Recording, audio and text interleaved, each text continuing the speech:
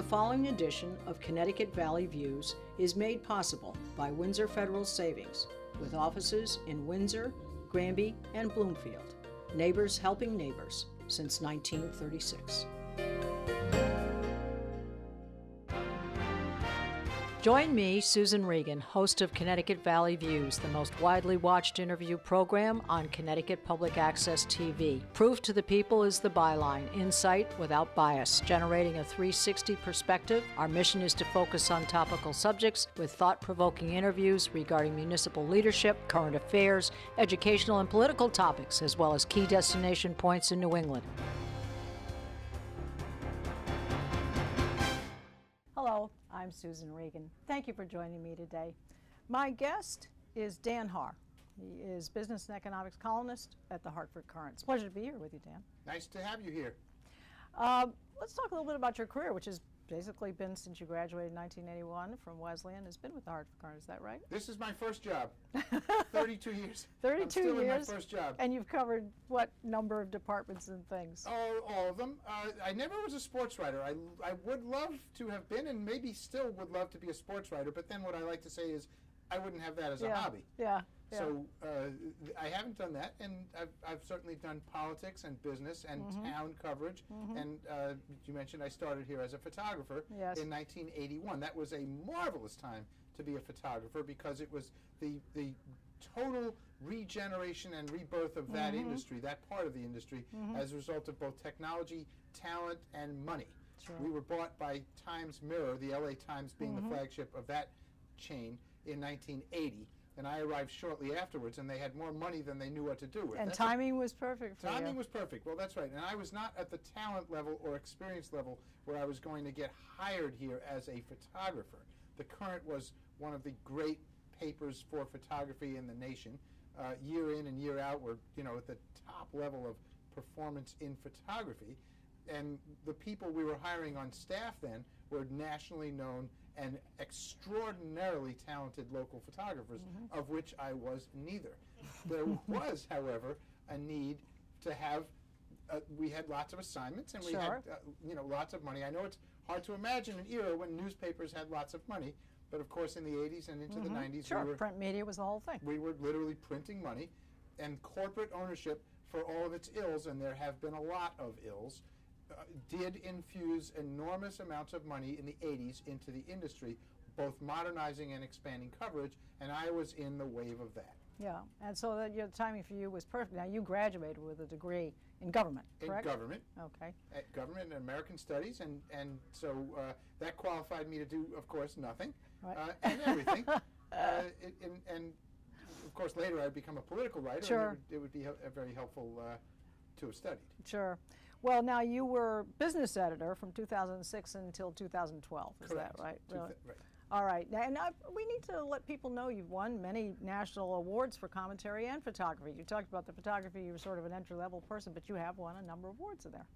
Well, we took, in those years, we took awards very seriously because it's the currency, literally the currency. It's not a high-paying profession, but we like to recognize ourselves. And so we had monthly clip awards where you would send in the actual newspaper. You would cut it out with scissors and send it in, and you would win regional monthly clips. And I was competitive in that for the New England region.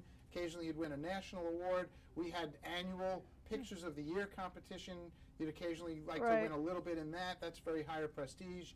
As a writer, I was recognized at Society of American Business Editors and Writers, and I've won, I believe, 4 times the Best in Business Award for column writing. As well, I was a finalist in the Loeb Awards, which is arguably the highest award in business writing. Did not win that award, but I was a finalist in 2005. So. But these types of things, though, are what give you the energy to move forward with it, because it gives you confidence, does it not? Someone else has said you did a great job. I would like to think that I would have energy and confidence without the awards. But it's a reaffirmation, is it not? It is in some senses a reaffirmation. It's also in some senses, and this sounds terrible, but I'll say it, you know, we've had a lot of layoffs in this business. Yes. And yes. You know, and from the downsizing. Yes, we have sure. a lot of layoffs over the years, and I don't want to add up the numbers here at the Current, but the numbers have been very, very significant.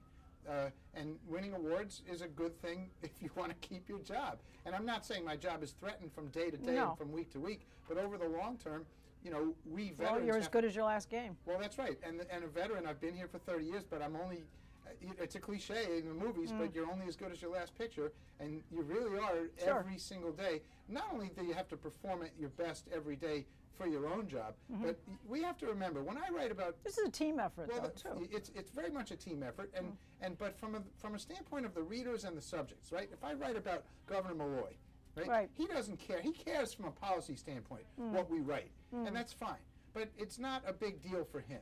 But if I write about the shopkeeper, the donut shop, who you know, in the guy down the street, in Parkville, right? You know, Tasty's Donuts, right? He may only have 1 or 2 or 3 articles written about him in his entire life. Certainly. And we always need to. That's the most important thing to remember. We owe to our readers and we owe to our subjects our best effort and our most energetic effort every single day, because it's routine for me. I go out and talk to people and write down their story. You only get one time to make a good first impression. But for and you're going to leave that donut shop guy wherever you put him. That's exactly right. For the person we're writing about, it's only going to happen once or twice, and it matters. And we still do matter.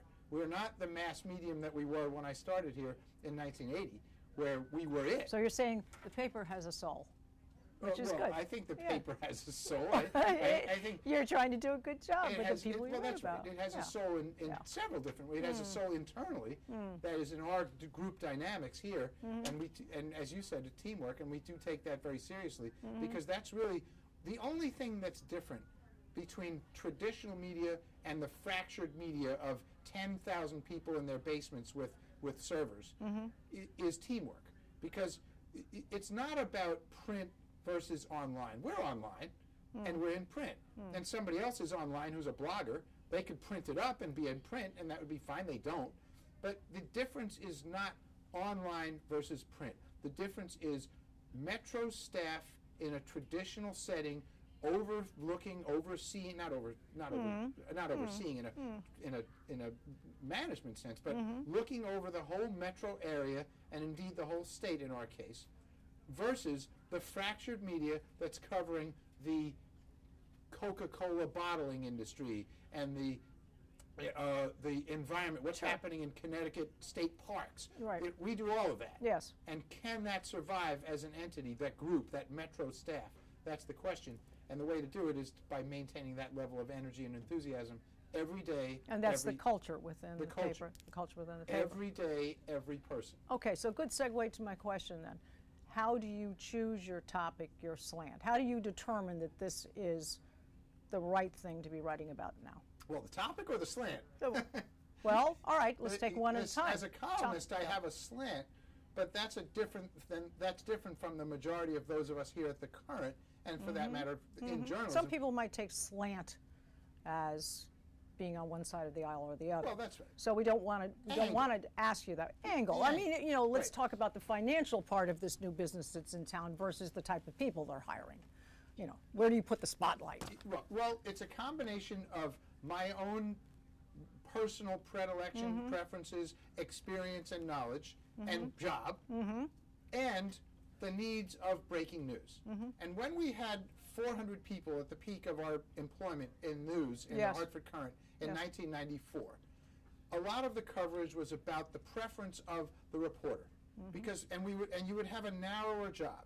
I covered manufacturing and the economy, job creation, and that was in itself considered a broad beat in those days. Now we have one person who covers energy, manufacturing, general assignment, just a whole variety of things. Yeah. We have less specialization. We are reacting more to the news, both because we don't have the staffing. We're about a quarter the size in staff that we were in 1994. And so, yes, we've shrunk a lot. We're still by far the biggest. I shouldn't say by far, because Hearst, the group in Bridgeport, Danbury, Stamford, and Greenwich are close to us in size, but they're not as big as we are. We're still the biggest. Well, it's the oldest newspaper in the United States. It's the oldest in the United States. They say of continuous publication, but I don't know anybody who's older at all. But in any case, be all of that as it may, we have to react to the news not only because we have a smaller staff, but because that's what readers want.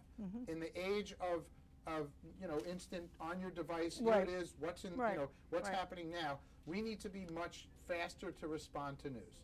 And I think so in to getting around to answering your question about how do I choose it, individual reporters and columnists have less leeway to say, gee, today I want to do this, than we used to because of breaking news. For example, as it happens, last night the Obama relieved the requirement that, and we're going to get into this, that companies with more than 50 employees must have health coverage, right? So that's a piece of news. What does that mean in Connecticut?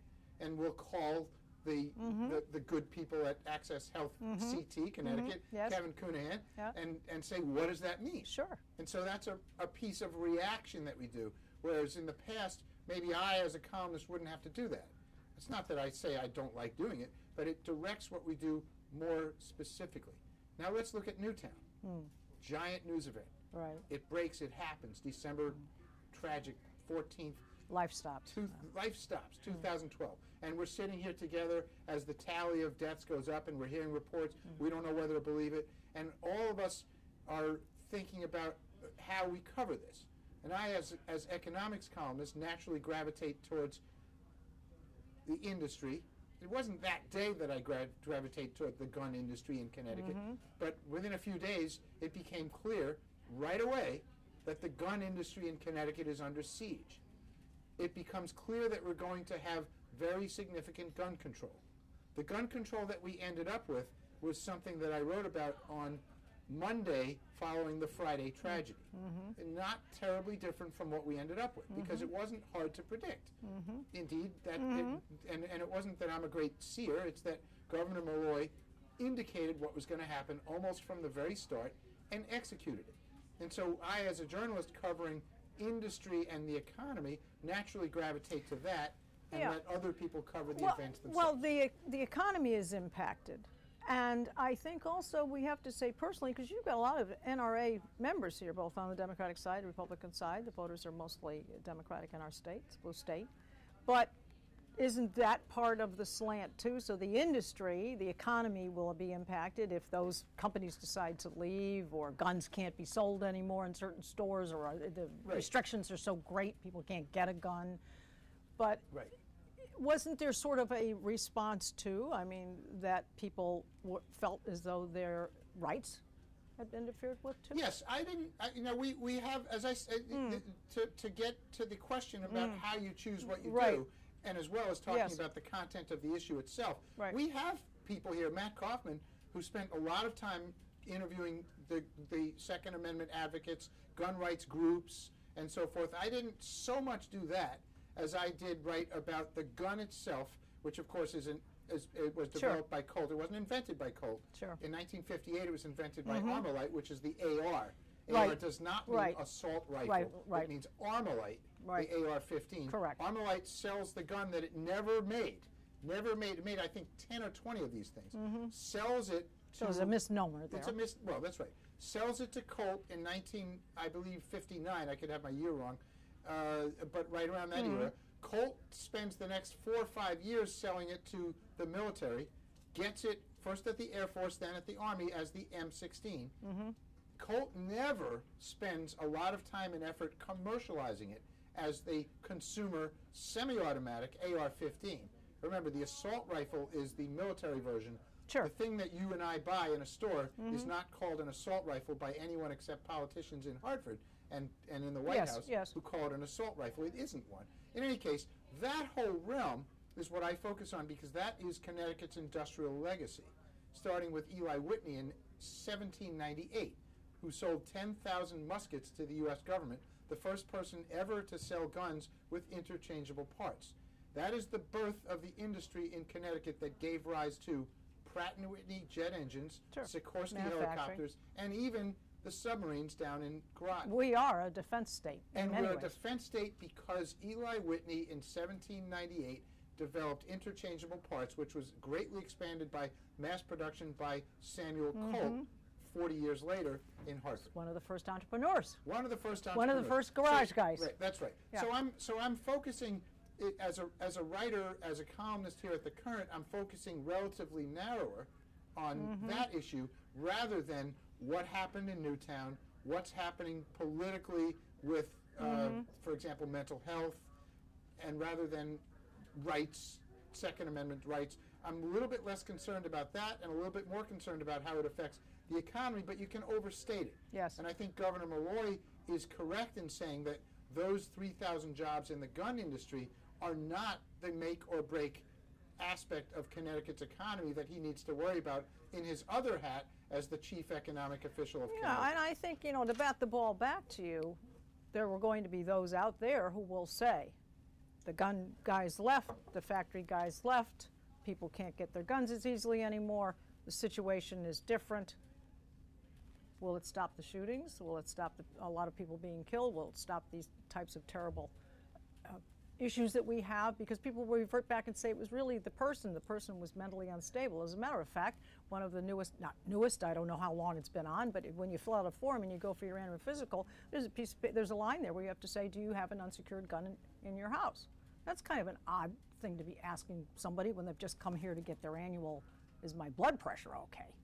Well, okay, so there are other overtones that are going on with this gun issue as well. But let's go back to the topic and the so forth. I just want to ask you a little bit behind the scenes. When you write your column and you've written, let's call it a slant or a topic or whatever, does somebody have to oversee it? Does someone have to say, yeah, that's good, Dan? Does somebody have to sign off before it gets published? Yes and no. Okay. The short answer is yes. Okay. And the longer answer is that all of the columnists here are bloggers as well, like a lot of other people who are not columnists. On my blog, I will typically write something quickly and post it on the blog. Right. Not approved by anybody. I'm sure. We always have discussions, but there's no, you can't write that on Right, your blog. right. The blog posts then becomes a which goes through my editor, Okay. whoever my editor happens to be. Right. Not to say that Yes. there's a constant rotation, Sure. but there are a few different people who may edit the column. And so that is approved in a sense by that person, but it's not in the sense of nobody is saying, no, I reject that topic, I want you to write about that. Right. It's not quite that directed, both because I've been a department Well, level. you're seasoned and they Well, trust right, you, right, and right. you have an element of independence versus right. the new guy on the block. That's sure. right. So I've been a department level manager here for years, and so I sort of behave still in some ways as if I'm still in an oversight position, except that the person that I'm overseeing is me. And the other reason that we have a lot less oversight is because, again, we've lost so much staff. You would have a typical run-of-the-mill daily story read by 4 people in the 80s. At least 3 and maybe 4, depending on where it ran. Editors, Sure. whose job it was to say something about it. Now it could be as few as 1, and it's usually 2. And that's obviously that person who's doing that 1 or 2 has a lot more to do than we did in the past. So it's a function of both who I am, the nature of the business and how it's changed, and the subject matter. All right, so subject matter. Let's just touch slightly. I just want to touch slightly because it is a major subject. The state of Connecticut with regard to its health insurance. We seem to be up, running, leader in the forefront of carrying through the Affordable Care Act. We have Kevin Cunahan, CEO of the Access Health Connecticut, doing a good job, team's working hard, set up for an October 1st date. So just a couple of points on that. They're going to have 7 cities in which they're going to have storefronts, so people don't have to just come to Hartford, they can go to other places. There will be navigators, people who will help them fill out the forms to get the insurance and so forth. We just had this little flip of the coin here where the 50-plus employers, happened yesterday, I believe, are 50-plus employers will not have to have insurance nor pay the fee It will all land in the laps of the employees, however, to still cover their health insurance. Yeah. Does that upset the bucket for what the Yes. exchange was doing? Yes, it does. All right, so talk to that. Yes, it does. What that's going to do is that the twin pieces of this were you're going to have employers over 50 that have to offer insurance, and it has to be affordable insurance. Okay. And they're going to be subsidized for that. It's not all out of pocket, right? And separately, individuals are going to have to buy insurance. Now, the penalty against individuals in the first year is only $95. That goes up to $395, and then I think $695. Don't hold me to the exact amounts, but it's more or less roughly that. Massachusetts had steeper penalties faster. And so Massachusetts was able to get for example, the invincibles, typically young, typically male, 20-somethings, healthy, good jobs, can afford insurance, don't choose to because they don't think they're going to need it. They become a burden on society when they get gravely ill, which occasionally, tragically, does happen. And so the purpose, remember, the purpose for having health insurance is not for it to be a drag on the economy and have people spend more money and more money on insurance. It's to ease the burden on the economy of the enormous cost of having uninsured. The emergency visits. And the enormous human cost, right? Because what ends up happening is people go untreated.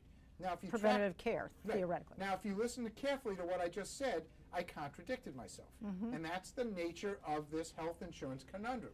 It is both that we're trying to lower the overall cost, which at 16 to 18% of GDP is unaffordable, and we don't exactly know why we do, but it's hard to get at why it's almost twice as much as other countries, twice as much as some other countries, and almost twice as much as the European average, and to both attack cost and attack access. They are in contradiction to each other. So what you need to do is you need to have a comprehensive system. Taking employers out of the mandate was a bad decision by Obama, and I know that both liberals and conservatives applauded it. But isn't that in anticipation of the 2014 elections? It's a good move. Yeah, but it's only going to become harder. Sure, put it off a year. In 2014, it's going to be literally impossible politically for Congress and for the president to say we're going to reimpose this mandate that we delayed by a year. And so what you've done is you've taken one of the three legs of the stool and kicked the can down the road. Right, one being private insurance, not through companies, the other being employers, and the third being, of course, Medicare and Medicaid, which is a huge piece of the stool, and which we haven't talked about. And you said, we're going to not do that.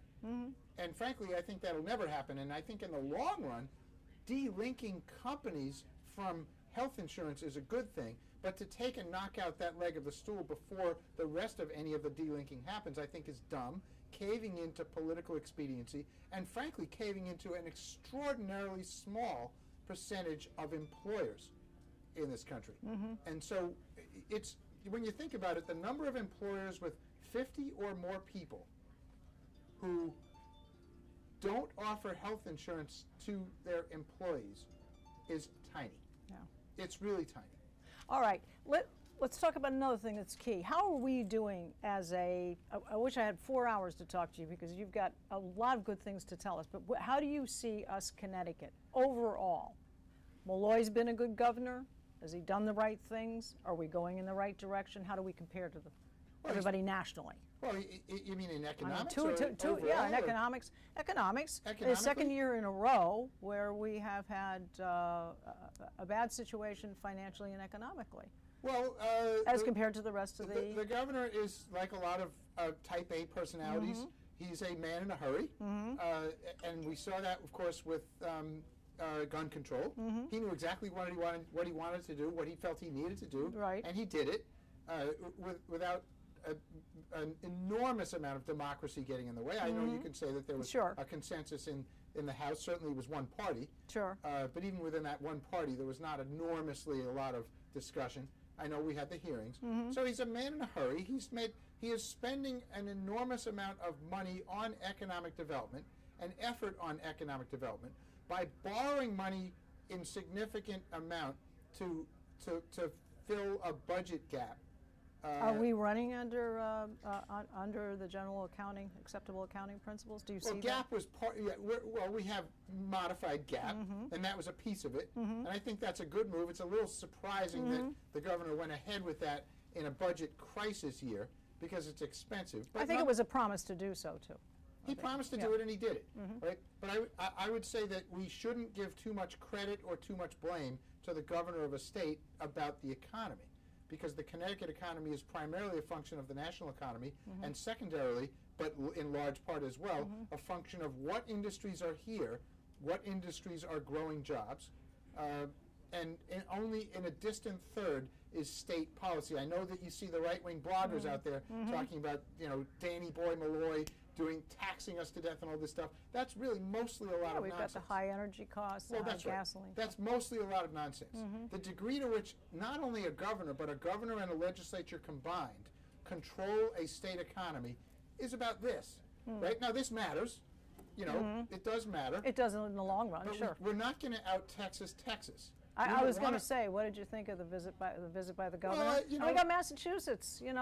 They're always beating the drum of you can buy your liquor here cheaper and we don't tax. And That's right. But all of those places have problems that Connecticut doesn't have. Texas has.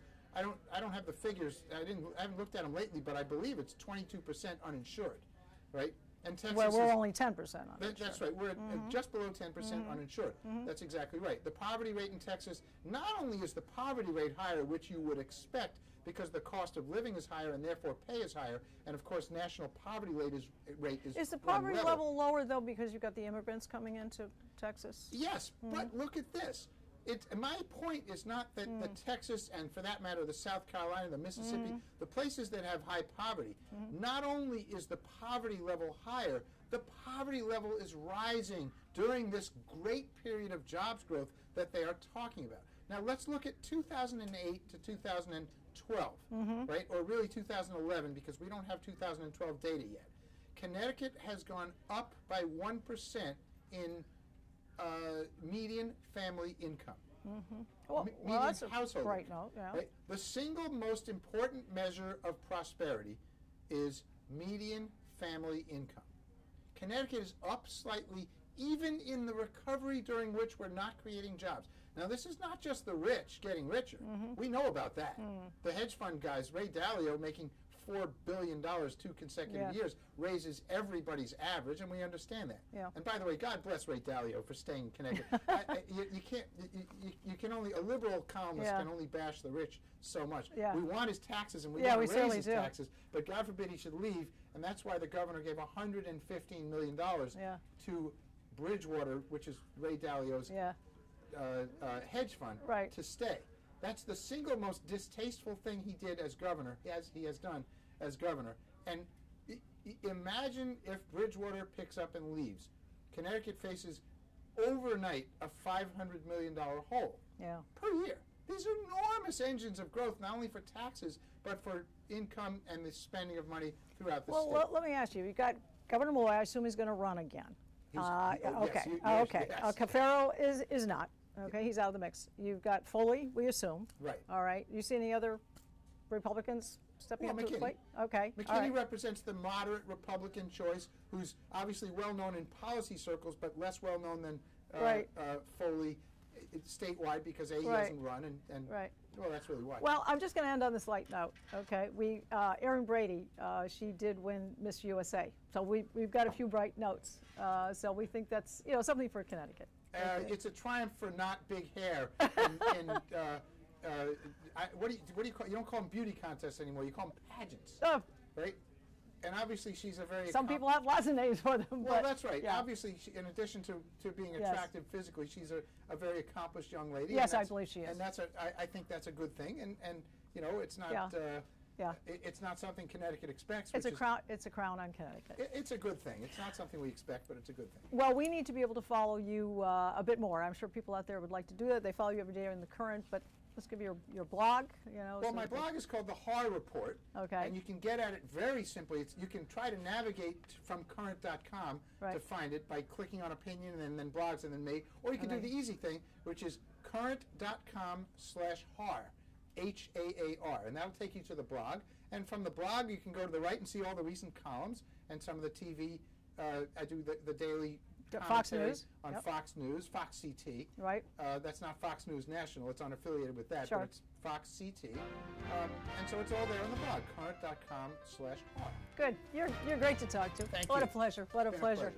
And you can see us on Facebook, and you can see all of our programs on our website at www.ctvalleyviews.com. This is Susan Regan. Thank you for joining me, bringing proof to the people.